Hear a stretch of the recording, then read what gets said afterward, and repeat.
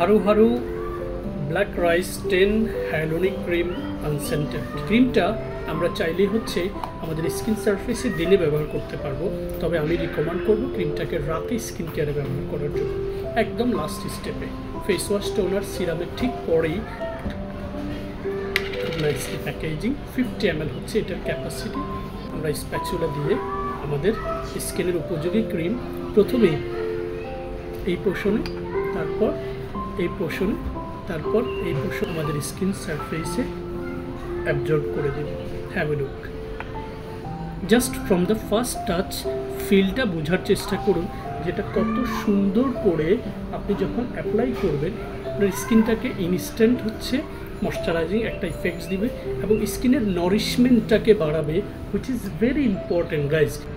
একদম পুরো স্কিন সারফেসে কোনো ভাসমান কিচ্ছু নেই, কারণ পুরো ক্রিমে থাকা উপাদানগুলো আপনার স্কিন সারফেসের এপিডার্মিস টু হাইপোডার্মিস লেয়ার পর্যন্ত হচ্ছে অ্যাবজর্ব হয়ে যায়, সুন্দরভাবে ময়শ্চারাইজ করবে, আপনার স্কিনে ইনস্ট্যান্ট একটা গ্লো তৈরি করবে, আপনার স্কিনের ডিহাইড্রেশনটাকে কমিয়ে ইনস্ট্যান্ট হচ্ছে হাইড্রেশন পাওয়ারটাকে বাড়াবে এবং স্কিনে থাকা পিগমেন্টেশন, মেলাজমা, ফ্রিকেলস, সানটেন এই জাতীয় প্রবলেম থাকলে সেই কোষগুলোকে আবার চমৎকারভাবে রিভাইটালাইজ করে আপনার স্কিনের গ্লোটাকে বাড়িয়ে দিবে।